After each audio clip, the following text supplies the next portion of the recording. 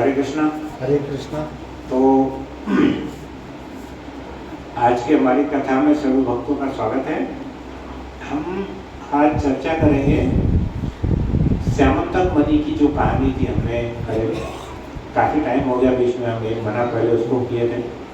तो किसी को कुछ याद है श्यामंतक मणि की कहानी के बारे में? किसके पास था श्यामंतक मणि? जामुन। वो तो हो गया। उसके बाद में एक्चुअली उसका ओनर और मालिक सत्यराज जी, हरि बोल। तो किसके पास थी वो? सत्यराज के पास में वो श्यामंतक मणि थी, राइट। बाद में क्या 52वां नहीं है, मतलब ये है 56वां। हाँ, हिंदी में 56 है, मराठी में कौन सा है? मेरे को थोड़ा एक अध्याय आगे पीछे बताओ। मराठी में ना थोड़ा एक अध्याय आगे पीछे। ये अपना 56वां अध्याय है। तो आज हम चैप्टर 56 56वें अध्याय के बारे में हम चर्चा करेंगे। इसमें है सत्यजीत एवं शतधन्वा का उद्धार। मतलब सत्यजीत और शतधन्वा का भगवान कैसे उद्धार करते हैं और क्यों करते हैं, हाँ? वो उसके बारे में हम थोड़ी कथा का चर्चा करेंगे। पहले लेक्चर में जो पिछली कथा हुई थी हमारी, उसमें हमने बात की थी कि सत्यजीत क्या किया, उसकी जो पुत्री थी उसका नाम क्या था? सत्यभामा। सत्यभामा दिखने में बहुत सुंदर थी। कई राजा लालायित थे उससे शादी करने के लिए, और वो साथ में ये भी चाहते थे कि सत्यभामा के साथ साथ जो श्यामंतक मणि है, वो श्यामंतक मणि भी उनको हासिल हो। ऐसे बहुत सारे राजा उसके लिए प्रयास कर रहे थे। आपको याद है श्यामंतक मणि एक दिन में कितना किलो सोना बनाता था?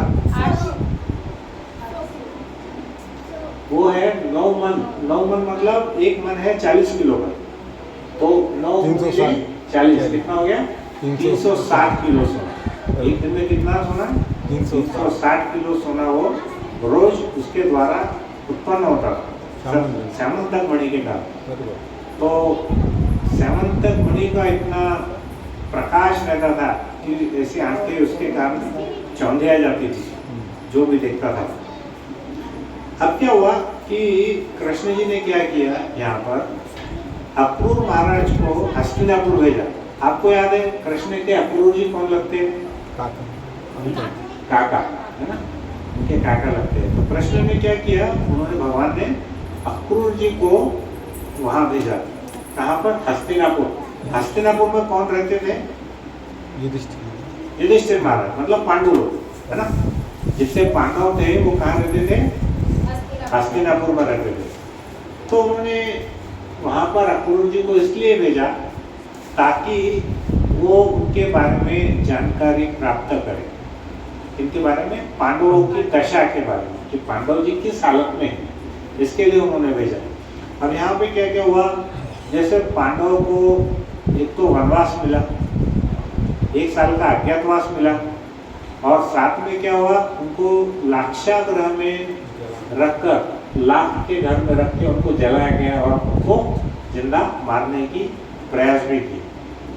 सब जगह ये खबर फैल गई थी कि पांडवों की मृत्यु हो गई है जलकर। सब जगह ऐसा मालूम पड़ गया कि उनकी मृत्यु हो गई है। तो जब ये सूचना कृष्ण और बलराम को मिली कि पांडवों की मृत्यु हो गई है, तो क्या हुआ, वो अपनी सहानुभूति बताने के लिए, सहानुभूति प्रदर्शित करने के लिए वो कहाँ गए? हस्तिनापुर गए। हालांकि उनको मालूम था कि पांडव जिंदा है, वो मरे नहीं है, लेकिन कृष्ण और बलराम कैसा नाटक कर रहे हैं, एक सामान्य मानव का, है ना, इंसान का, वो एक अभिनय कर रहे हैं। तो क्या हुआ, वो उसमें शिष्टाचार के नाते, मतलब हम किसी के भी यहाँ पे दुख में हम जाते हैं, राइट, शिष्टाचार के नाते जाते हैं, उसको सहानुभूति देने के लिए जाते हैं। वो क्या किए, वहाँ पर पांडवों के जो सबसे प्रमुख लोग थे, वो कौन कौन थे? सबसे प्रमुख पांडवों के वयोवृद्ध भीष्मदेव, उनको वो मिले।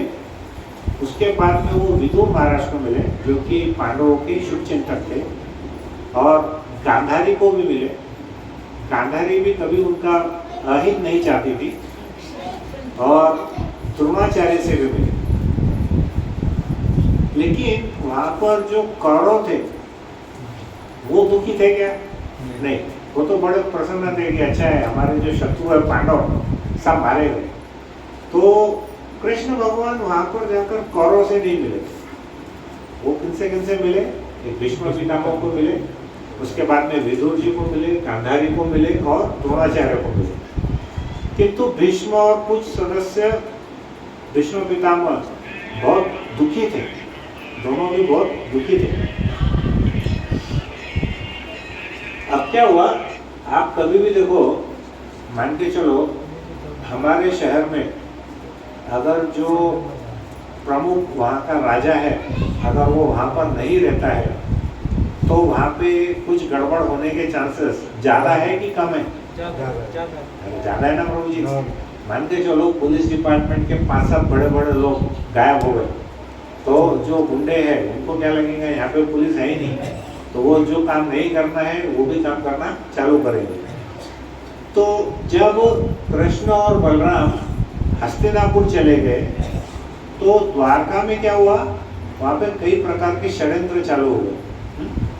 और षड्यंत्र को मराठी में भी षड्यंत्री बोलते हैं ना, क्या बोलते हैं? षड्यंत्री बोलते हैं। तो कई षड्यंत्रकारी लोग क्या किए, कोशिश करने लगे कि वो जो श्यामंतक मणि है उसको हम कैसे भी प्राप्त करें। श्यामंतक मणि की कहानी माताजी लोगों को याद है क्या? मतलब पीछे याद है? थोड़ा गैप हो गया, अपने को बीच में हम नरसिंह कथा बोल दिए, रामनवमी बोल दिए, तो थोड़ा गैप हो गया था हमको। तो द्वारका में क्या हुआ, एक षड्यंत्रकारी था, एक व्यक्ति था जिसका नाम था शतधन्वा। क्या नाम था? शतधन्वा। अब उस टाइम पे थोड़े नाम अभी से अलग है। तो शतधन्वा नाम का एक व्यक्ति था, बड़ा पावरफुल था, वो शक्तिशाली भी था। और उसने क्या सोचा कि अब कृष्ण और बलराम तो द्वारका में है नहीं, और उसको ये पता था कि श्यामंतक मणि किसके पास है? सत्यजित के पास है। तो उसने सोचा कि मैं कैसा भी करके सत्यजित के पास से वो श्यामंतक मणि मैं हासिल कर लूँगा। और साथ में ही वो क्या चाहता था, उसकी जो सुंदरी कन्या थी सत्यभामा, उसके साथ भी विवाह करना चाहता था। यहाँ पर क्या हुआ, सत्यजित ने बहुत सारे राजाओं को ऐसा वचन दिया था कि जो मेरी सुंदर कन्या है उसका विवाह मैं आपके साथ में करूँगा। ऐसे कई राजा बहुत लालयित थे सत्यभामा से विवाह करने के लिए। और उसने ये भी प्रॉमिस किया था कि मैं आपको अपनी सुंदर कन्या, उसका कन्यादान आपको करूँगा। लेकिन क्या हुआ कि कुछ कारणों से, जो हमने पिछली बार कहानी पढ़े थे, उसने क्या किया था, कृष्ण भगवान के ऊपर में कलंक लगाया था। क्या कलंक लगाया था? चोरी का, है ना। श्री कृष्ण के ऊपर चोरी का कलंक लगाया था। और जब कृष्ण भगवान जामवंत के पास से वो मणि लेकर के वापस आए और उन्होंने क्या किया, सबको बताया, तो उसको बहुत ग्लानि हुई, इसको सत्यजित, और उसको बहुत दुख हुआ। तो उसने क्या किया, अपनी जो पुत्री का विवाह है वो भगवान कृष्ण के साथ में कर दिया। और उसने साथ में वो जो श्यामंतक मणि है वो भी कृष्ण को दिया। लेकिन कैसा दिया? आधे मन से दिया, पूरे दिल से नहीं दिया उसने। सत्यभामा का तो विवाह करना था, वो तो उसने दे दिया, लेकिन श्यामंतक मणि देते समय उसको बड़ा दुख हो रहा था। नेचुरल 360 किलो सोना अगर रोज बनाने वाला कोई मणि आपके मशीन आपके पास है तो उसको कौन देना चाहेगा। तो उसको बहुत ऐसा मन में ग्लानि हुई, थोड़ा दुख हो रहा था कि मेरे को देना पड़ रहा है करके। लेकिन भगवान कृष्ण उसके मन की बात को जानते हैं, है ना। भगवान कैसे है, उसके लिए बहुत अच्छा शब्द है। क्या शब्द है? भावग्रही। भगवान क्या है? हमारे मन के अंदर में क्या भाव है उसको वो समझ जाते हैं, तो भगवान है भावग्रही। तो उन्होंने क्या किया कि जैसे ही उनको मालूम पड़ा कि सत्यजित की इच्छा नहीं है मणि देने की, तो उन्होंने क्या किया, वो श्यामंतक मणि वापस सत्यजित को दे दिया। बोला ये भाई आपके पास ही रखो, मुझे इसकी कोई आवश्यकता नहीं है। तो जैसे फिर क्या हुआ, उसके बाद में सत्राजीत बड़ा संतुष्ट हो गया कि मेरा मणि मेरे पास में आ गया, है ना। अब बेटी तो पराई है, वो तो शादी होके जाने वाली थी, लेकिन धन संपत्ति ऐश्वर्य ये जल्दी से कोई छोड़ता नहीं है। तो उसके बाद क्या हुआ कि जैसे शतधन्वा को श्यामंतक मणि चाहिए था षड्यंत्रकारी में, उसको दो लोग वहां पर सपोर्ट कर रहे थे शतधन्वा को। दो लोग कौन कौन थे? एक का नाम था अक्रूर जी, हरि बोल, और दूसरे का नाम क्या था? कृतवर्मा। क्या नाम था? तो ऐसा समझो 3 लोगों की टोली। एक तरफ है शतधन्वा, वो मेन गुंडा मेन, और उसको पीछे सपोर्ट करने वाले उसको हम बोलते ना उचका रहे हैं पीछे से, अरे करो करो तुम्हारा क्या बिगड़ने वाला है। वो कौन थे? अक्रूर जी और कृतवर्मा। अब देखो शतधन्वा तो षड्यंत्रकारी था, लेकिन अक्रूर जी तो भगवान के भक्त थे और कृतवर्मा भी भगवान का भक्त था, करेक्ट। लेकिन हमारे आचार्यों ने ये बताया है, ये प्रश्न है कि जब अक्रूर जी और कृतवर्मा दोनों भगवान के भक्त थे, तो फिर वो इस षड्यंत्र में शामिल क्यों थे? प्रश्न समझ में आया क्या? वो चोरी करना चाह रहे थे, उससे हासिल करना चाह रहे थे। तो प्रश्न ये है कि शतधन्वा तो एक बुरा आदमी था, वो तो चोरी करना चाह रहा था, लेकिन अक्रूर जी भक्त थे और कृतवर्मा भी भगवान का भक्त था, वो दोनों उसको सपोर्ट क्यों की? तो आपको एक कहानी याद है, अक्रूर जी को कंस भेजता है वृंदावन में, याद है कहानी? अक्रूर जी को कंस कहाँ भेजते हैं? वृंदावन में भेजते हैं। तो वहां पर क्या होता है, जब वो कृष्ण और बलराम को लेकर के जाते हैं तो सारी गोपियां बहुत नाराज हो जाती है और वो क्या बोलती है? अक्रूर जी तुम अक्रूर के क्या मतलब है? जो क्रूर नहीं है, लेकिन वो बोलती है तुम तो क्रूर है, हा? तुम्हारा नाम ही गलत है, तुम्हारा नाम क्या होना था? क्रूर महाराज। अक्रूर महाराज नहीं होना चाहिए था। और ऐसा करके वो सब जो गोपियां रहती है, वो उनके जो रथ है वो रथ के सामने लेट जाती है पूरी गोपियां। तो फिर अक्रूर जी क्या करते हैं? कृष्ण और बलराम को बोलते हैं, अरे देखो ये जो गोपियां है, बालिका है, ये तो आपके गांव की है, मेरा तो सुनने वाली नहीं है, अब इसको आप दोनों को बोलना पड़ेगा।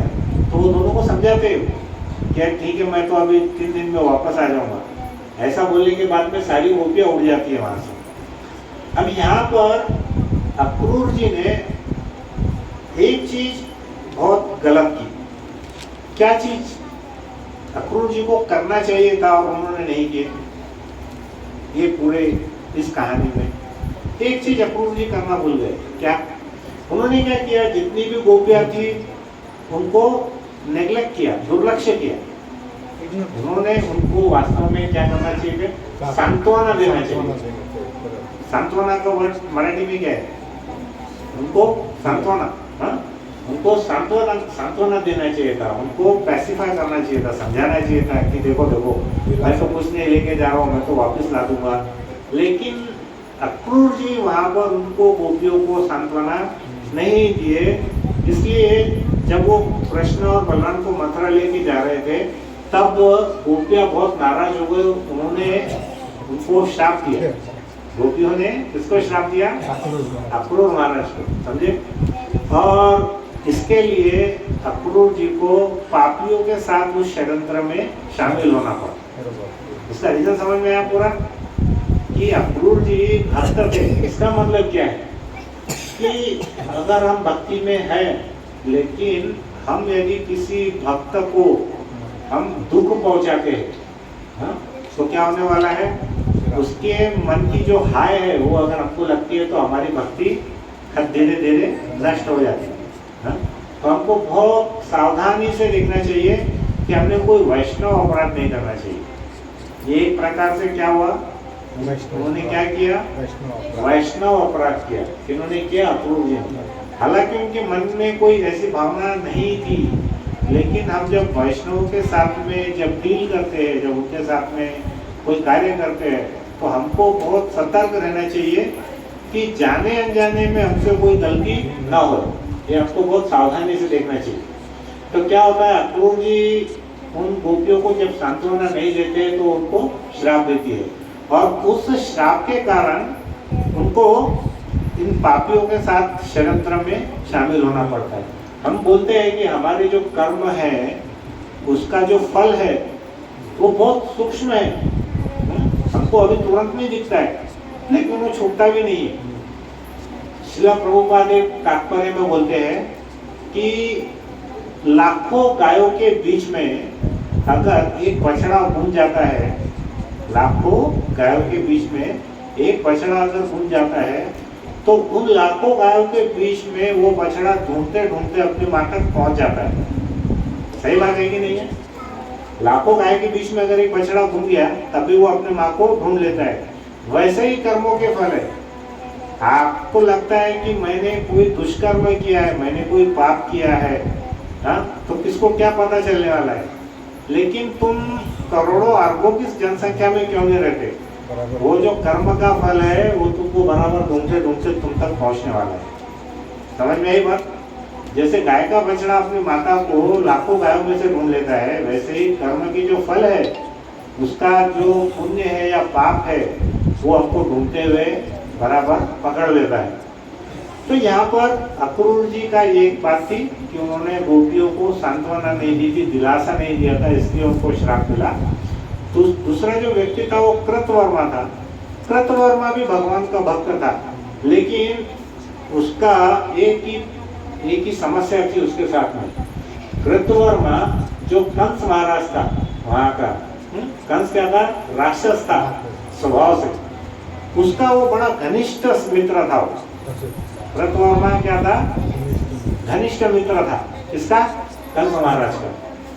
तो इसके कारण क्या हुआ, अगर हम पापियों के साथ में रहते हैं तो उसका भी हम दूषित होते हैं। पुण्य लोगों के साथ में रहते हो तो हम पवित्र होते हैं, वैसे पापियों के साथ में हम रहते हैं तो हम दूषित होते हैं। तो उसके कारण वो क्या हुआ, कंस के पाप से वो दूषित हो गया और उसको भी जबरदस्ती षड्यंत्र में शामिल होना पड़ा। तो 3 लोग षड्यंत्र में शामिल थे। कौन कौन थे? शतधन्वा, अक्रूर जी और कृतवर्मा।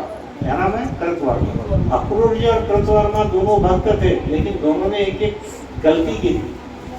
वो गलती की सजा के कारण उनको इस षड्यंत्र में शामिल होना पड़ा। तो क्या हुआ, एक रात जब शतधन्वा ने सोचा कि कृष्ण और बलराम तो यहाँ है नहीं, वो कहाँ चले गए? हस्तिनापुर। तो सत्यजीत अपने घर पे रात में सो रहा था, तो शतधन्वा वहाँ पर आया एक बहुत बड़ा ऐसा छुरा लेकर के, और उसने क्या किया, जैसा एक कसाई एक पशु का वध करता है, काटता है, वैसे उसने क्या किया, इसका सत्यजीत का उसने गला काट दिया। किसने काटा? शतधन्वा। कसाई की तरह उसको मारा। और उस समय क्या था, सत्यभामा जो थी वो कहाँ थी? क्योंकि कृष्ण भगवान तो हस्तिनापुर गए थे, इसलिए वो अपने पिता के घर में थी। तो सत्यभामा वही थी जहाँ पे सत्यजीत का वध हुआ, अपने पिता के घर में थी। तो उसने क्या सोचा, बहुत जोर जोर से विलाप करने लगी सत्यभामा, बहुत दुखी हो गई। लेकिन उस समय तो कोई मोबाइल फ़ोन नहीं था कि ऐसा बोल दिए वहाँ पे कि यहाँ पर हमारे यहाँ ऐसा ऐसा वध हो गया, आप तुरंत निकलो। तो उसने क्या किया कि पिता का जो शरीर था उसको क्या किया, एक तेल के पात्र में सुरक्षित रखा। एक ऐसे विशेष प्रकार की औषधि थी उस समय, तेल में डालते थे, और जो मृत व्यक्ति उसको अगर रखते थे तो उसकी बॉडी खराब नहीं होती। तो उसने सोचा कि जब मेरे प्रभु आएंगे तब मैं उनको दिखाऊंगी और वो कार्रवाई करेंगे। तो फिर क्या हुआ, उसने एक दूत को भेजा भगवान के पास ये इंफॉर्मेशन देने कि ऐसा ऐसा हुआ है। और उस समय क्या हो गया, कृष्ण जो है वो बहुत सामान्य जैसे व्यक्ति रोता है वैसे वो रोने लगे। तो प्रभुपाद बोलते हैं वो इसलिए रो रहे थे क्योंकि वो एक साधारण मानव का अभिनय कर रहे थे प्रभु कृष्ण जी। तो जब कृष्ण और बलराम वापस द्वारका में आए तो उन्होंने क्या किया, शतधन्वा का वध करके मणि को हर लेने की योजना वो बनाने लगे। ये दोनों जब वापस आ गए तो उन्होंने बोला कि हमको कैसा भी करके वो जो शतधन्वा को तो दंड देना जरूरी है, क्योंकि उसने क्या किया, सत्यभामा के पिताजी यानी कृष्ण के कौन हुए वो, ससुर जी। मैं प्रश्न इसलिए पूछ रहा हूँ बीच बीच में, क्योंकि मेरे को ये समझ में आना चाहिए आप लोग सुन रहे हैं, समझ रहे हैं या सो रहे हैं, तो आप आंसर देना ध्यान से। तो उनके कौन थे वो, ससुर जी थे। तो अपने ससुर जी का अगर किसी ने वध किया और वो व्यक्ति वहाँ का राजा है, तो वो उसको छोड़ने वाला है क्या, नहीं छोड़ने वाला है। तो उन्होंने क्या किया, शतधन्वा का वध करने का उन्होंने निश्चय किया, और साथ ही क्या उन्होंने किया कि वो जो श्यामंतक मणि उसने सत्राजित का वध करके चुरा लिया था, वो भी वापस से लाने का उन्होंने प्रण किया। अब क्या हुआ कि ये जो अक्रूर और कृतवर्मा थे, ये दोनों भी षड्यंत्रकारी थे। ये क्या कर रहे थे, शतधन्वा को उकसा रहे थे बार बार, तू चल हम हैं तेरे पीछे, ऐसा है ना। तो अब क्या बोलते हैं ना, एक कहावत है, चोर की दाढ़ी में तीन कहा। उनको जैसे मालूम पड़ा कि कृष्ण और बलराम द्वारका में आ गए, तो दोनों डर गए। वो बोले कि ये तो पकड़ लेंगे, उनको मालूम था कि कृष्ण कोई साधारण व्यक्ति नहीं है, भगवान है। तो दोनों बहुत डर गए, और क्या हुआ, दोनों वहां से भाग गए, द्वारका से भाग गए। लेकिन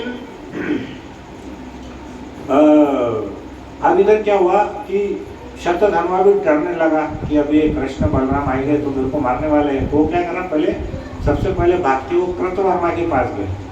कृतवर्मा को बोला, देखो भाई तुमने मेरे को बहुत उकसाया चोरी करने का, अब तो कृष्ण और बलराम वापस आ रहे हैं, तो मैं क्या करूँ, तो कुछ तो भी हम करो कि मेरी सहायता करो। तो कृतवर्मा बोला कि अरे मैं तुम्हारी सहायता कैसे कर सकता हूँ, ये तो जो व्यक्ति है ये तो खुद भगवान है, हाँ, और उनके प्रति यदि कोई व्यक्ति अपराध करता है तो वो बच नहीं सकता, ऐसा उन्होंने बोला। तो वो बोलने लगा कि देखो ये जो भगवान है उन्होंने क्या किया है, कंस जैसे महाराक्षस का, महाअसुर का वध किया है, किसका, कंस का। और जरासंध को उन्होंने कितनी बार हराया, 18 बार, है ना। जरासंध को 18 बार हराया, ऐसा वो बोलता है। तो फिर क्या हुआ कि जब शतधन्वा को पता चला कि मेरी सहायता कृतवर्मा नहीं करने वाला है, तो दूसरे व्यक्ति के पास गए। कौन था वो दूसरा व्यक्ति, अक्रूर। वो अक्रूर महाराज के पास जाते हैं। अक्रूर महाराज तो पहले से भगवान के भक्त थे, आपको याद है वो कहानी में, भगवान उनको दर्शन देते हैं जब वो यमुना नदी में स्नान करते हैं, है ना।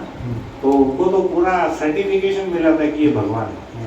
देखिए क्या होता है, भक्तों को मालूम है कि ये भगवान है, फिर भी वो उनके प्रति अपराध करते हैं। क्यों करते हैं, क्योंकि उन्होंने कुछ न कुछ वैष्णव अपराध किया है, कुछ न कुछ गलती की है। दोनों को मालूम था कृष्ण भगवान है करके, लेकिन दोनों ने एक एक गलती की थी। इन्होंने क्या किया था, गोपियों को सांत्वना नहीं दी थी, और कृतवर्मा क्या था, वो जो दुष्ट पापी कंस था वो उसका बड़ा खास मित्र था, घनिष्ठ मित्र था। इस कारण दोनों को भी ये सजा भुगतनी पड़ी। उसने भी बोला, अक्रूर जी के पास गए तो अक्रूर जी ने क्या बोला मालूम है, अरे वो तो स्वयं भगवान है, उनको कोई भी दुख नहीं पहुंचा सकता या अप्रसन्न नहीं कर सकता। वो बोलने लगे कि भाई मैंने तो उनका वास्तविक रूप देखा है, वो कैसे है, वो अपनी इच्छा मात्र से पूरे ब्रह्मांड की रचना करते हैं, उसका पालन करते हैं और संहार करते हैं। तो पूरे ब्रह्मांड का संहार करते हैं, तो मेरे जैसे व्यक्ति का और तुम्हारे जैसे व्यक्ति की क्या है, उसमें कौन सी क्लास है तुम्हारी, वो तो 1 मिनट में मारते हैं। वो बोलने लगे, तुमको याद है, तुमने सुना होगा ना, गोवर्धन पर्वत उठा लिए थे अपनी छोटी उंगली को उन्होंने 7 दिन तक, जब वो 7 वर्ष के थे। तो उन्होंने बोला कि उस भगवान के प्रति मैं कोई अपराध नहीं कर सकता, क्योंकि तुमको सहायता करूंगा यानी मैं भगवान को अपराध करूंगा। तो उसने भी मना कर दिया। फिर क्या किया, शतधन्वा ने सोचा कि अब मुझको यहाँ से भागना पड़ेगा, और भागने के पहले उसने क्या किया, दोनों में से किसको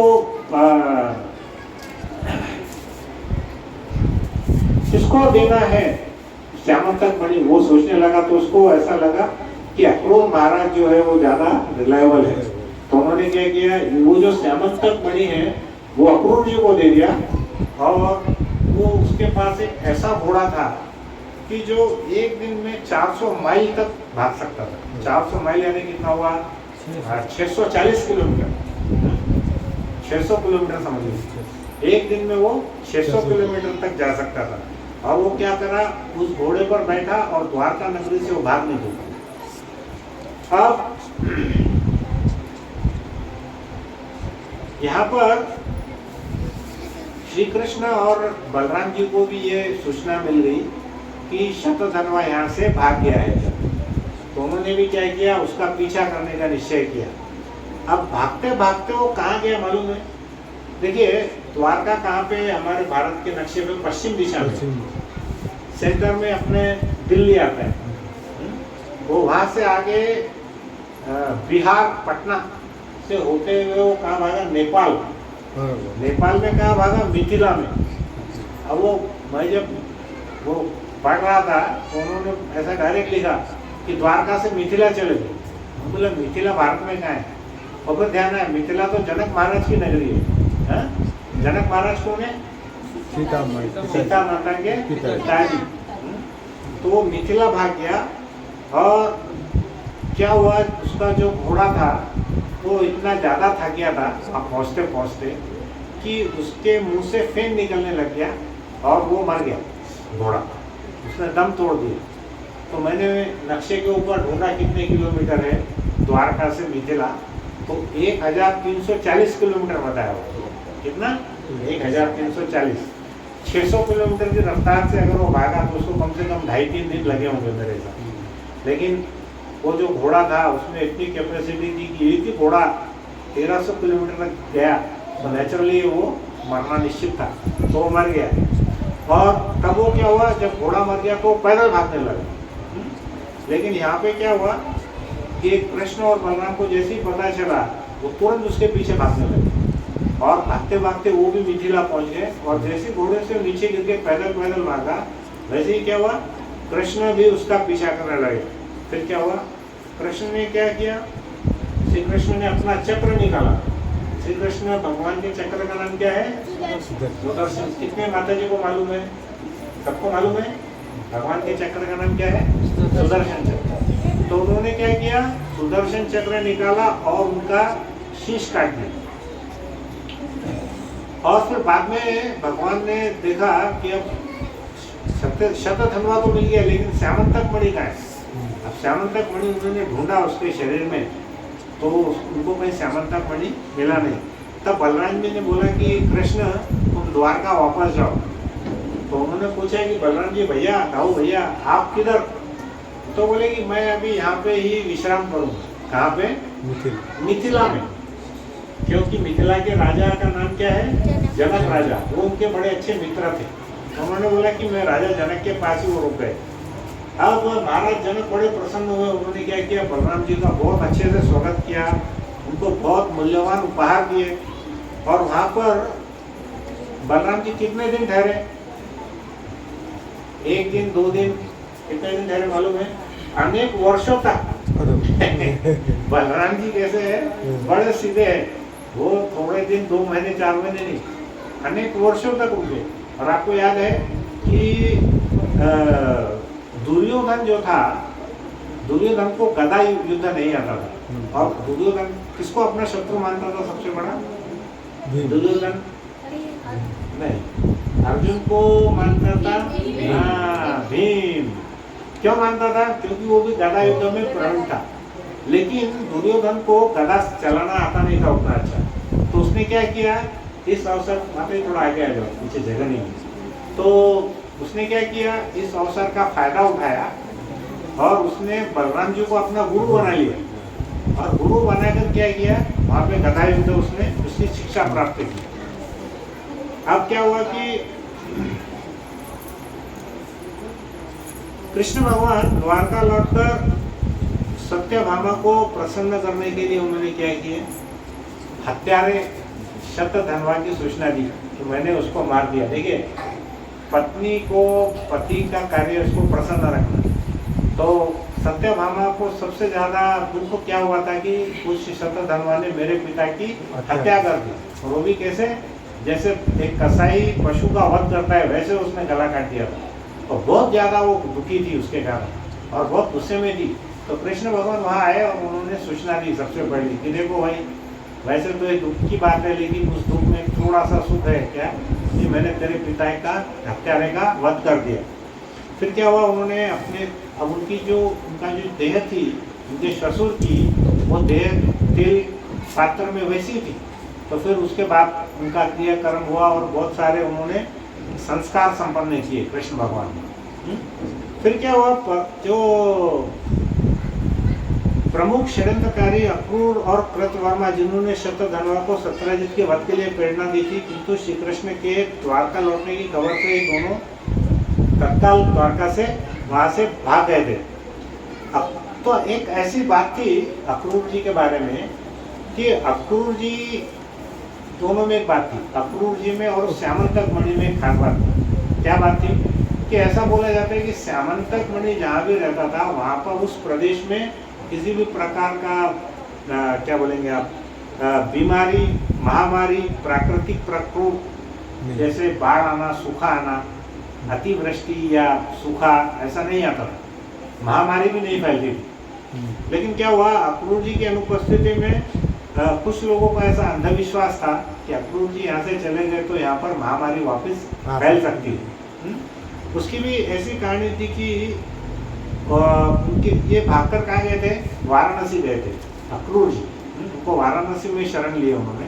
क्यों लिए, क्योंकि उनके जो पिता थे उनका नाम था श्वफल्फ। इसके अक्रूर जी के पिता का नाम श्वफल्फ नाम था, और वहाँ के जो काशीराज है उनकी पुत्री गादिनी के साथ उनका विवाह हुआ था। मतलब अगर वैसा देखा जाए तो अक्रूर जी के वो नाना का घर था, है ध्यान में, अक्रूर जी के नाना का घर क्या था, वाराणसी, काशी, जिसको हम काशी बोलते हैं, इसलिए वो वहाँ चले गए थे। और एक ज्योतिष्य ने ऐसा बोला था कि काशी में बहुत साल से वहाँ सूखा पड़ रहा था। तो एक ज्योतिषी ने बोला कि राजकुमारी जो है गादिनी जिसका नाम था, उसका विवाह अगर श्वफल्फ जो अक्रूर जी के पिता थे उनके साथ हो जाएगा तो ये प्रदेश की महामारी, बीमारी, सूखा, अकाल जो भी है वो प्रकोप जो है वो समाप्त हो जाएगा। और वास्तव में ऐसा ही हुआ था कि जब उनकी शादी हो गई थी तो वहाँ से वो प्रकोप हट गया था। तो लोग ऐसा सोचने लगे थे कि पिता को ये वरदान है, इसके पुत्र को भी वो वरदान है कि उसका पुत्र जहाँ रहेगा, पुत्र यानी कौन, अक्रूर जी, अक्रूर जी जहाँ रहेंगे वहाँ पर किसी प्रकार का प्राकृतिक प्रकोप नहीं आएगा। तो क्या हुआ कि अब यहाँ पर कृष्ण ने क्या किया कि जब लोगों ने उनको काफी बोलना चालू किया, जो वयोवृद्ध लोग थे यहाँ के द्वारका के, उन्होंने कृष्ण को बोला कि आपके चाचा अक्रूर जी हमको छोड़ के चले गए, साथ में श्यामंतक मणि भी चला गया, तो आप उन दोनों को यहाँ पर लेकर के आइए ताकि हमारे राज्य में कोई प्रकोप नहीं आएगा। जबकि कृष्ण भगवान जहाँ रहते हैं वहाँ कभी कोई महामारी, बीमारी आती ही नहीं। लेकिन उस समय जरूरी नहीं है कि सभी लोग उनको भगवान माने, तो उनके अंदर अंधश्रद्धा थी। तो क्या हुआ, कृष्ण ने अपने दूत को भेजा कहाँ पे, वाराणसी में। अब उन्होंने क्या किया, अक्रूर जी को वहाँ से द्वारका बुलाया।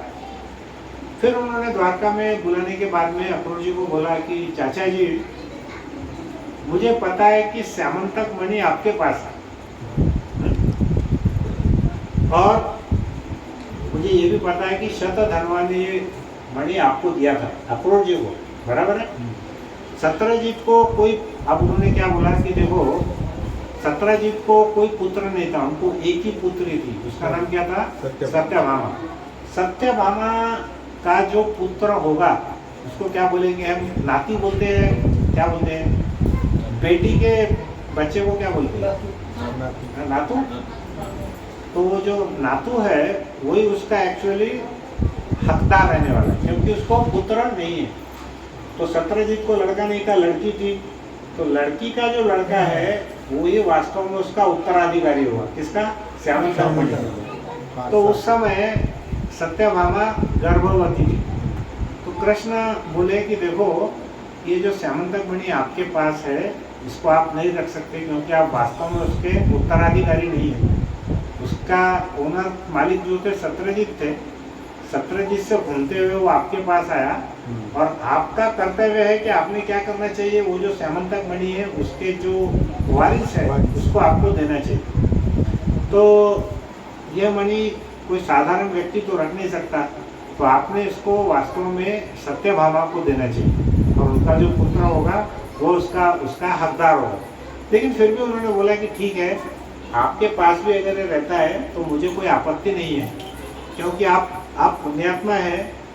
लेकिन बस एक काम करो कि श्यामंतक मणि मेरे जो भाई है बलराम, वो मानने के लिए तैयार नहीं है कि वो ऐसा ही समझ रहे हैं कि श्यामंतक मणि मेरे पास है, तो तुम मेरे ऊपर से सबको नगर वासियों को भरोसा दिखाने के लिए एक बार वो श्यामंतक मणि सबको दिखा दो, ये श्यामंतक मणि आपके पास है। तो फिर क्या करते हैं, अक्रूर जी ऐसा नहीं बोल सकते थे कि नहीं नहीं प्रभु आपका सोचना गलत है, मेरे पास तो कोई मणि है ही नहीं, ऐसा वो बोल सकते थे? क्यों नहीं? अगर बोलते थे तो कृष्ण बोलते थे मुझे मालूम है, रोज आप उसमें सोना निकाल रहे हैं 9 मन 360 किलो, उसके कारण आप बहुत ही दान धर्म कर रहे हैं, बहुत सबको सोना बांटते थे वो अक्रूर जी। और उनकी जो यज्ञ की जो वेदी थी वो भी ऐसे ठोस सोने की बनी हुई थी। तो कोई व्यक्ति के पास में अगर बहुत ज़्यादा धन आ गया तो कितना भी छुपाना चाहे तो वो छुपता नहीं। तो फिर क्या हुआ, अक्रूर जी ने क्या किया, वो जो बहुमूल्य मणि था उसको एक कपड़े में डाल करके उसको लपेट करके उसने कृष्ण जी को प्रस्तुत किया। कृष्ण ने क्या किया, श्यामंतक मणि सभी को दिखाया और फिर पुनः अक्रूर जी को उन्होंने लौटा दिया वो मणि।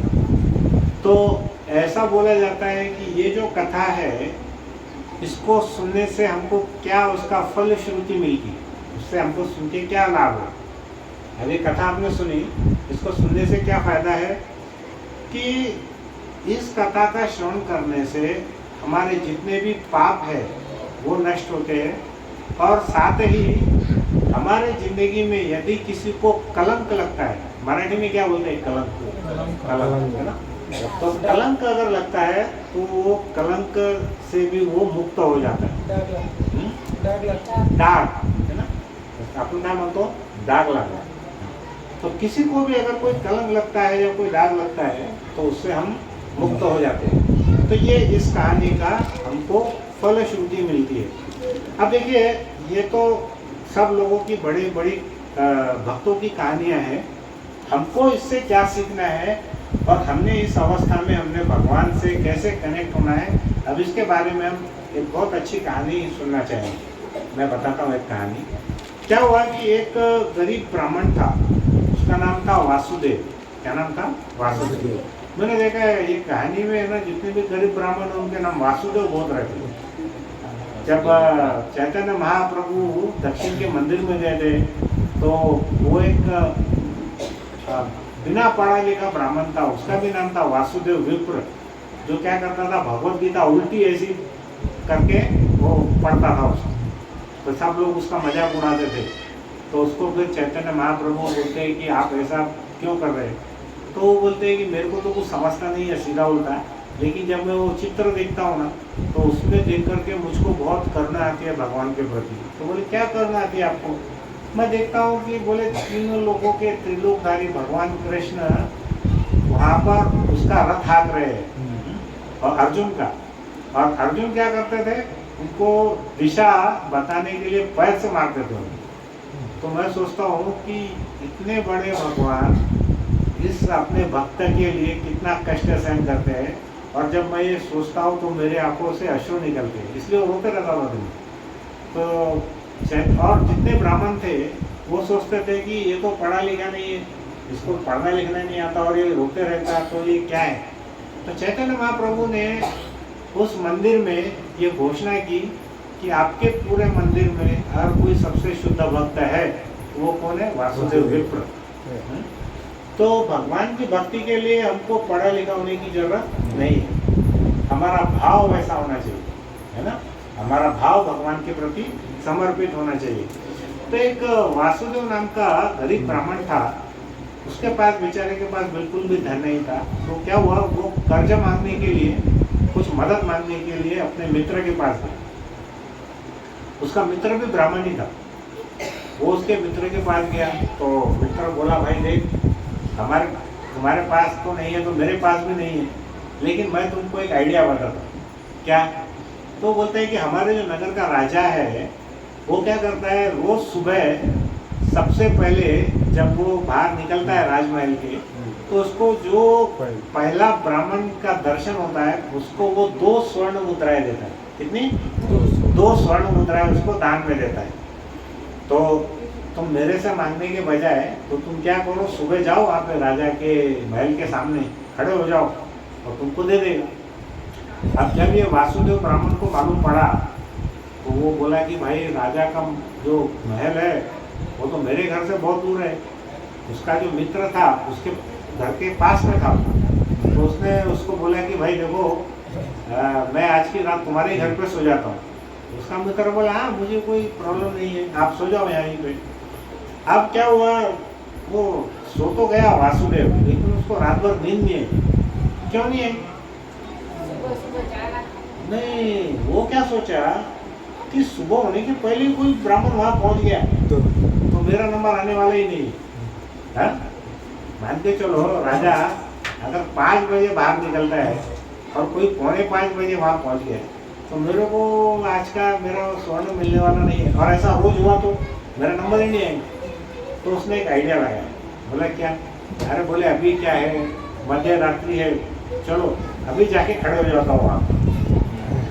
वो क्या किया, रात को 12 बजे ही चला गया और वो उसका जो महल था उस महल के सामने जाकर के खड़ा हो गया।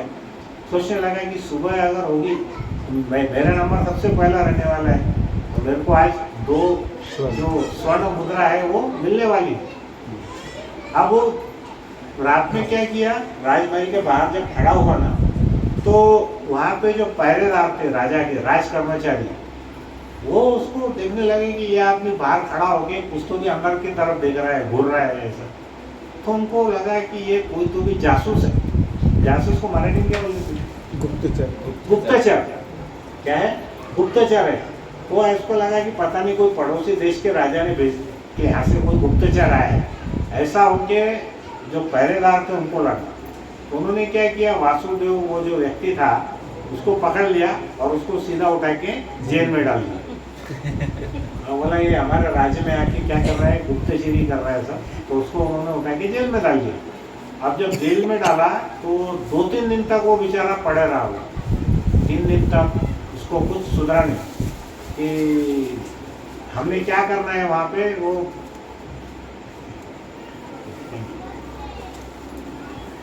तो 2-3 दिन तक वो पड़ा रहा बेचारा, रात भर रोता था। उसको लगता था अरे भाई मैं तो यहाँ कुछ मांगने आया था, कोई चोरी करने तो आया नहीं था, और कोई गुप्तचर का तो मेरे को कुछ समझता भी नहीं है वो चीज़ क्या है।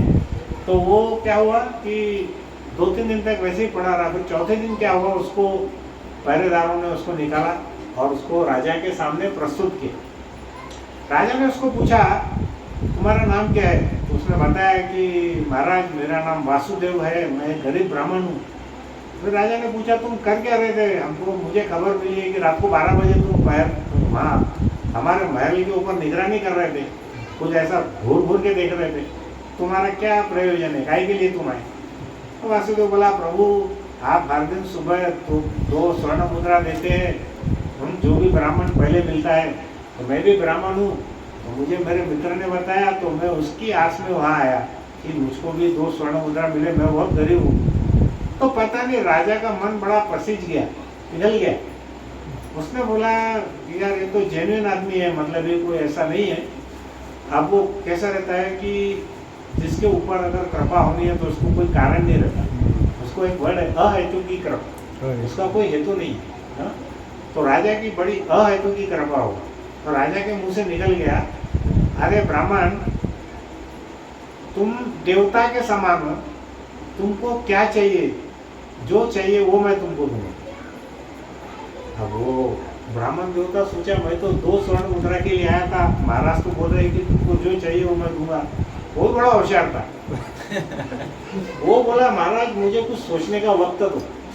मैं सोच रहा था कि उसकी जगह हम लोग रहते थे तो हम क्या बोलते थे, जा महाराज तुमसे इससे ज्यादा क्या बोलते थे। और अपने को ऐसा लगता था कि हमको टाइम दो, बोले महाराज का मूड बदल गया तो महाराज को कौन पूछने वाला है तुम्हारा मूड क्यों बदला, ऐसा पूछ सकते हैं। तो ये बड़ा होशियार था। मैं बोला महाराज थोड़ा टाइम दो मेरे को, मैं सोच के बोलता हूँ। महाराज बोले ठीक है बताओ जो भी तुम्हारे। अब घर पे गया, वो अपने वहाँ गया महल के बाहर, सोचने लगा एक झाड़ के नीचे बैठ गया। अब बोला कि कितना मांगू महाराज से। महाराज तो बोले तुमको जो चाहिए वो मैं दे दूंगा। फिर पहले उसने सोचा अभी 2 कॉइन क्या है महाराज के लिए, कुछ भी नहीं। फिर उसने सोचा कि कम से कम 200 कॉइन तो भी, 200 मुद्रा तो भी मांगना चाहिए। फिर सोचने लगे महाराज के लिए 200 क्या है, 2 तो बोली पॉकेट में दे रहे, 200 क्या है। मैं सोचने लगा 20,000 लेंगे, 20,000 स्वर्ण मुद्रा। फिर और थोड़ा लालच आ गया उसको, बोला 20,000 का है, एक ही बार में ले लेंगे। कितने? 20 लाख। सीधा कहाँ पहुंचा वो? 20 लाख। ऐसा ही है ना, लालची आदमी को क्या है, वो उसको क्या मुंह हिलाने का है ना, उसको क्या जाने वाला है। वो सोचा है कि अपन डायरेक्ट महाराज से 20 लाख स्वर्ण मुद्रा बनेंगे। जैसे कि महाराज के कंपटीशन में कोई दूसरा राजा बनने की इच्छा हो गई उसको, है? तो ऐसा जब वो देख रहा था तो उसने देखा थोड़ी दूर एक वृक्ष के नीचे एक साधु अपने शिष्यों को सिखा रहे थे, कुछ पढ़ा रहे थे। तो उसने सोचा कि चलो उस साधु के पास जाकर के हम बैठते हैं, थोड़ा सीखते हैं कि वो क्या बता रहे। तो उस साधु ने क्या बोला, उस साधु ने क्या बोला कि हमारी जितनी भी भौतिक इच्छाएं हैं वो क्या क्या पैदा करती है, वो दुख निर्माण करती है। भौतिक इच्छाएं क्या करती है? दुख निर्माण करती है। समझ में आई क्या बात? हमारी जितनी भी इच्छाएं हैं वो क्या करती है? दुख देती है। और ये सारी इच्छाएं काय के कारण होती है? लालच के कारण होती है। तो उसने क्या किया, उसके मन में एकदम से वैराग्य आ गया। उसके मन में वैराग्य आ गया और उसने फिर ये प्रण किया कि मैं 20 लाख तो छोड़ो, मुझे 2 स्वर्ण मुद्रा भी नहीं चाहिए। तो संतों की वाणी से, शुद्ध भक्तों के प्रभाव से हमें कितना फर्क आता है। तो उसने क्या किया, उसने सोचा कि इन भौतिक मुसीबतों के कारण नहीं, इस भौतिक इच्छा के कारण मुझको कितनी मुसीबतें झेलना पड़ी। मैं 3 दिन 3 रात कारागृह में पड़ा रहा और उस समय मैं बहुत दुखी था। मुझे पता नहीं था राजा मुझको क्या शिक्षा देंगे। ये तो राजा ने बोल दिया कि तुम्हारी क्या इच्छा है बताओ, नहीं तो उसको बोल देते कि इसको फांसी पे लटका दो, तो वो क्या करता था, उसको तो मरना पड़ता था ना। तो उसने क्या बोला, राजा के पास गया और राजा को प्रणाम किया। बोला महाराज मुझे कुछ नहीं चाहिए, आप राजा है, मैं ब्राह्मण हूँ और मैं आपको आशीर्वाद देता हूँ कि आपके राज्य वैभव ऐसा ही बढ़ता रहे। ऐसा बोल करके वहाँ पर वो चला गया। तो यहाँ पे एक भागवत में बहुत अच्छा लाइन है, आशा ही परम दुखम, आशा ही परम दुखम, नैराश्यम परम सुखम। अगर हम बहुत ज़्यादा आशा करते हैं वो सभी दुखों का कारण है। मान के चलिए किसी को संतान नहीं है, अगर उसके बारे में वो बहुत आशा करता है और उसको संतान नहीं होती है तो वो उसके दुख का कारण बनता है। या किसी को बहुत धन चाहिए, धन नहीं मिलता है तो वो भी उसके दुख का कारण है। आशा ही परम दुखम और नैराश्यम परम सुखम। अगर हमको उसमें कोई आसक्ति नहीं है भौतिक जगत में तो वो परम सुख प्रदान करती है, बराबर है। तो हमको भौतिक जगत में इच्छा जो है वो निस्संदेह सबसे बड़े दुख का कारण है और ऐसी इच्छा से मुक्ति सबसे बड़े सुख का कारण है। अभी वासुदेव को उदाहरण में क्या हुआ, उसको पहले बहुत ज़्यादा माया के साथ में उसको लगाव था, उसको पैसा चाहिए था, तो उसके कारण वो बहुत दुखी था। लेकिन जैसे ही उसने बोला कि मुझे कुछ भी नहीं चाहिए तो वो उसमें वो सुखी रहे, सुखी हो गया। तो यहाँ पर हम श्रीमद् भागवतम के श्लोक में से बहुत सुंदर एक उदाहरण है। एक राक्षस था जिसका नाम था वृत्रासुर। क्या नाम था? वृत्रासुर। उस राक्षस का युद्ध होता है इंद्र महाराज के साथ। इंद्र कौन है? स्वर्ग के राजा, है ना। इंद्र कौन है? स्वर्ग के राजा। और वृत्रासुर क्या था? वो एक असुर था, इसलिए उसका नाम क्या है? वृत्रासुर। अब देखिए ये पूरी कहानी में भक्तों को क्या मांगना चाहिए, हम उसके ऊपर में थोड़ा सा 10 मिनट 12 मिनट हम चर्चा करेंगे और फिर हमारा ये आज की कथा समाप्त करेंगे। तो हमारा अभी पूरी कथा आपने सुन ली है कि भाई ठीक है, शतधन्वा ने क्या किया, क्रूर जी ने क्या किया, कृतवर्मा ने क्या किया, इस वासुदेव ब्राह्मण ने क्या किया, लेकिन भक्त ने क्या करना चाहिए, भक्त ने कैसे रहना चाहिए, उसका उदाहरण यहाँ पर बहुत अच्छी कथा में श्रीमद् भागवतम में बताया। तो क्या होता है कि जो वृत्रासुर नाम का जो असुर है उसका युद्ध होता है महाराज इंद्र के साथ। तो यहाँ पर वृत्रासुर भले ही असुर था लेकिन वो भगवान का भक्त था, और जो राजा इंद्र था वो भी भगवान का भक्त था, बराबर है। लेकिन एक को देवता की योनि मिली और दूसरे को असुर की योनि मिली, बराबर है, दोनों में युद्ध हो रहा था। तो यहाँ पे वृत्रासुर असुर होते हुए भी वो इंद्र महाराज को क्या शिक्षा दे रहे हैं वो बताया हुआ है यहाँ। तो लेकिन यहाँ पर क्या हुआ, राजा इंद्र ने उसका वध किया था तो भी वो भगवान के परम धाम गया था। यह श्लोक हमको सत्यजित की कहानी और शतधन्वा से संबंधित किस प्रकार से वो हमको समझना है इसमें। तो यहाँ पर एक श्लोक बोलता है वृत्रासुर इंद्र महाराज को, उसका अर्थ मैं पढ़ रहा हूँ, डायरेक्ट श्लोक नहीं पढ़ता। उसका अर्थ है कि जो व्यक्ति पूर्ण रूप से भगवान के चरण कमलों में समर्पित होते हैं, जो व्यक्ति पूर्ण रूप से तन मन धन से भगवान को समर्पित होते हैं और हमेशा उनके चरण कमलों के बारे में सोचते हैं, उन्हें भगवान अपने निजी सहायक या निजी सेवक के रूप में स्वीकार करते हैं, बराबर है, समझ में ये बात। जब हम भगवान के चरण कमलों के बारे में सोचते हैं, भगवान के सेवा के बारे में सोचते हैं, तो भगवान क्या करते हैं, उसको अपना सेवक पर्सनल असिस्टेंट बनाते हैं, निजी सेवक बनाते हैं। भगवान ऐसे सेवकों को क्या देते हैं, तीनों लोकों में से कोई भी शानदार ऐश्वर्य प्रदान नहीं करते। समझिए क्या बात को, भगवान कृष्ण के भक्त बनने से हमको बहुत पैसा मिलेगा, बहुत ऐश्वर्य मिलेगा, ये दिमाग से निकाल लो। भगवान क्या करते हैं, उसको कोई ऐश्वर्य प्रदान नहीं करते। फिर क्या प्रदान करते हैं, जब किसी के पास ब्रह्मांड के इन तीनों विभागों में से, यानी जो ऊपर का लोक, मध्य लोक और निम्न लोक, तीनों लोकों में से किसी में भी भौतिक ऐश्वर्य होता है तो उसकी संपत्ति जब किस तब यहाँ पर वृत्रासुर इंद्र महाराज को क्या बोलते हैं कि जब किसी के पास ब्रह्मांड के तीनों विभागों में से किसी में भी भौतिक ऐश्वर्य होता है तो उसकी संपत्ति स्वाभाविक रूप से क्या करती है, किन चीज़ों का निर्माण करती है, उसके शत्रु पैदा करती है। आपके पास में अगर बहुत पैसा आ गया तो आपके शत्रु कम होने वाले हैं कि ज़्यादा होने वाले हैं, है ना, ज़्यादा। कल आप एक गाड़ी लेके आ जाओ पूरे मंठा में 50 लाख की, पूरा मंठा वाले ऐसा घूर घूर के देखने वाले, अरे कोणाची गाडी आणली बघा जरा, खूप पैसा आला, फालतू कामं करता था ते 2 नंबरचे काम आहे त्यांचे, डायरेक्ट चालू हो जाता। क्यों है ये सब, मन में जलन है, जेलसी है, तो शत्रुता उसकी पैदा होती है, उसकी चिंता बढ़ जाती है उस व्यक्ति की, उसकी मानसिक उत्तेजना बढ़ जाती है, उसके अंदर में झूठा अहंकार आता है, झगड़े बढ़ जाते हैं उसके। और इस प्रकार व्यक्ति क्या होता है, अपनी संपत्ति को और बढ़ाने के लिए या उसको बनाने के लिए बहुत प्रयास करता है, और जब वह उन्हें खो देता है तो उसे बहुत दुख होता है, बराबर है। ऐसा कौन बोल रहा है, एक असुर देवताओं के राजा के इंद्र को बोल रहा है, ये बड़ी बात है। तो क्या होता है, भगवत गीता में भगवान एक 4.11 में बोलते हैं, यथा माम प्रपद्यन्ते। ये यथा माम प्रपद्यन्ते उसका मतलब क्या है, जैसे भक्त मेरे प्रति समर्पण करते हैं मैं उन्हें उसी के अनुसार फल देता हूँ। आप 4 माला करेंगे तो उसके हिसाब से भगवान देगा, कोई 16 माला करेगा तो भगवान उसको उसके हिसाब से देगा। कोई भगवान को मानेगा ही नहीं तो भगवान उसको भी बोलेंगे ठीक है तेरा भी समय आएगा, फिर एक समय तू मेरे को याद करेगा। तो भगवान क्या करते हैं, जिस अनुपात में हम भगवान की सेवा करते हैं उस अनुपात में हमको भगवान फल दे रहे हैं, बराबर है।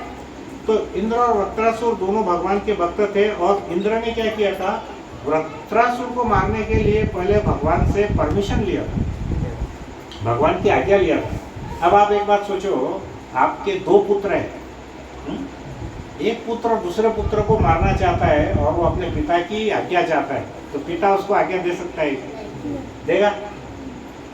एक पुत्र दूसरे पुत्र को मारना चाहेगा तो अपने पिता से आज्ञा लिया तो पिता उसको आज्ञा देगा क्या? नहीं देगा। लेकिन यहाँ क्या होता है कि जब इंद्र महाराज कृष्ण के पास में, विष्णु के पास में जाते हैं और उनको आज्ञा मानते हैं, तो भगवान बोलते हैं कि ठीक है, तुम वृत्रासुर को मार सकते हो। अब यहाँ पे हमारे लिए प्रश्न क्या है कि भगवान वास्तव में तो वृत्रासुर के पक्ष में थे, उनके अनुकूल थे, फिर भी उन्होंने इंद्र को वृत्रासुर को मारने का निर्देशन, आज्ञा क्यों दी? कोई बोल सकता है इसका उत्तर? एक पिता अपने एक बेटे को दूसरे बेटे को मारने की आज्ञा दे रहा है, ऐसा है इसका मतलब। क्यों दे रहे हैं?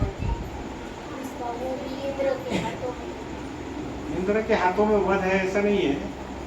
बुरा काम करता हाँ? बुरा काम करता कौन बुरा काम करता? नहीं, वृत्रासुर असुर है, जैसे भक्त प्रहलाद मार रहे थे, वो भी असुरों के वंश में कुल में पैदा हुए, लेकिन उसके लिए तो भगवान क्या है कि खम्भे में से प्रकट हुए, हाँ? तो उसने कोई बुरा काम नहीं किया था। तो यहाँ पर ये है कि इंद्र के को व्रज के मारने, इसका क्या कारण था मालूम है?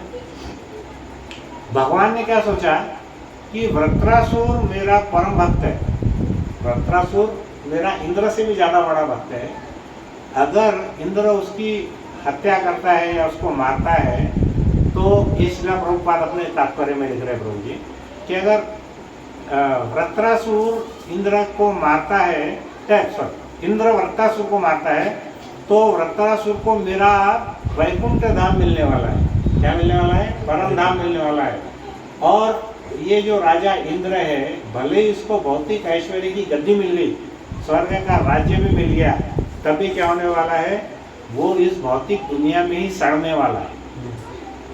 वो इस भौतिक दुनिया में ही सड़ने वाला है, ऐसा प्रभुपाद ने तात्पर्य में लिखी। तो इसका मतलब क्या हुआ कि अगर हमारे पास भौतिक ऐश्वर्य राजा इंद्र के जितना भी आ गया, तभी उसकी कोई वैल्यू नहीं। लेकिन भले ही हम कितने भी अधम क्यों योनि में क्यों नहीं रहते, असुर की योनि में क्यों नहीं रहते, अगर हम भगवान की शुद्ध भक्ति मांगते हैं तो भगवान प्रसन्न होकर के हमको अपने धाम में बुला देते हैं। तो यहाँ पर प्रभुपाद कहते हैं कि वृत्रासुर हमेशा चाहता था कि उसको भगवान की भक्ति मिले, भगवान के चरण कमलों का आश्रय मिले, इसलिए भगवान ने क्या किया? उसकी इच्छा के अनुसार उसको अपने परम धाम में बुला लिया। और जो इंद्र था वो हमेशा भौतिक ऑपुलेंस, उसको ऐश्वर्य चाहिए था, तो भगवान ने क्या किया? उसको भौतिक ऐश्वर्य दे दी। बराबर है? तो यहाँ पर देखेंगे कि भगवान कृष्ण कभी भी भौतिक संपत्ति प्रदान नहीं करते। भगवान ऐसा तुमको धन ऐश्वर्य प्रदान नहीं करते। यदि भगवान की सेवा के लिए कुछ संपत्ति की आवश्यकता हो, तो जैसे मान के चलिए यहाँ पर हम एक प्रचार कर रहे हैं भगवान का, तो इसके लिए भी तो कुछ ना कुछ हमको लक्ष्मी या राशि लगती है प्रचार करने के लिए। तो प्रभुपाद बोलते हैं अपने तात्पर्य में कि जो भगवान के उपदेश करते हैं, भगवान का प्रचार करते हैं, तो उसमें जो लक्ष्मी लगती है उसकी तुलना तुम भौतिक लक्ष्मी से नहीं कर सकते। बराबर है? क्योंकि ये जो लक्ष्मी हम क्यों हम कहाँ इसका यूज़ कर रहे हैं? भगवान की भक्ति के लिए, भगवान के प्रचार के लिए हम यूज़ कर रहे हैं। तो आज की कथा में हम देखेंगे कि एक भक्त भगवान की सेवा के अलावा और उसका कोई प्रयोजन नहीं है। एक भक्त के पास अगर कितना भी पैसा है तो उसका एकमात्र प्रयोजन क्या है? वो है भगवान की सेवा करना। तो जैसे हम देख रहे हैं यहाँ पे मंठा में हमारे देवपति प्रभु पूनम माता जी, अब इनके पास में लक्ष्मी कितनी आती है कितनी नहीं आती हमको नहीं पता है, लेकिन जो एक भक्त का प्रयास है, उसकी जो ड्यूटी है वो कितने अच्छे से वो निभा रहे हैं। हमारे बुधवार के 2 क्लास हो रहे हैं, एकादशी के दिन 2 क्लास हो रहे हैं, कितने हो गए? 4। और हर संडे को यहाँ पर सुबह मॉर्निंग क्लास हो रहे हैं। माता जी बच्चों के क्लास ले रही है। तो ऐसा समझिए कि एक व्यक्ति जो अपना पूरा समय इतना बिजी रहने के बाद भी इतना समय निकालता है, तो सबने अपने अपने अंदर झांकना चाहिए कि हम क्या कर रहे हैं भगवान की सेवा के लिए। तो हमको सभी को हमारे से जो भक्त वरिष्ठ है उनके पद चिन्हों का हमें क्या करना चाहिए? उसका अनुकरण करना चाहिए, ताकि हमारी भी भक्ति उसमें बढ़े। और हम भगवान कृष्ण से क्या मांगना चाहिए? उनके चरण कमलों की सेवा और भगवान के साथ में भक्ति मांगना चाहिए। जो कि भगवान देते नहीं है। बराबर है, भगवान सब कुछ देते हैं, भक्ति नहीं देते। क्यों नहीं देते? क्योंकि भगवान अगर भक्ति देते हैं तो उनको भक्तों का दास बनना पड़ता है। भगवान आपके नौकर बन जाते हैं। देखा ना आपने, अर्जुन के रथ चला रहे थे, तब अर्जुन क्या करता था? उनको पीछे युद्ध में तो आवाज़ आती नहीं थी, बहुत जोर जोर से नगाड़े बजते थे, शंख बजते थे, लोग मरते थे, उनकी चित्कारें निकलती थी। तो अगर अर्जुन को श्री कृष्ण को बोलना होता था कि भाई आप दाएं जाओ बाएं जाओ, तो क्या करता था? पैर से मारता था उनको पीछे से कृष्ण, है ना। तो यहाँ पर भगवान अपने भक्त के लिए कोई भी कार्य करने के लिए तैयार है। तो आज की हमारी इस कथा में हमको क्या समझने को मिला कि हम जब भगवान की सेवा करते हैं, भगवान की भक्ति करते हैं, तो हमको कोई भौतिक ऐश्वर्य नहीं चाहिए। हमको यहाँ पर सत्राजीत नहीं, हमको यहाँ पे वृत्रासुर बनना है या इंद्र बनना है, वो हमको डिसाइड करना है। बराबर है, हमको क्या बनना है यहाँ पे? वृत्रासुर बनना है या इंद्र बनना है। करेक्ट? क्योंकि अगर हम इंद्र बनते हैं तो हमको ऐश्वर्य तो बहुत मिलेगा, लेकिन हम इस भौतिक जगत में ही सड़ते रहेंगे।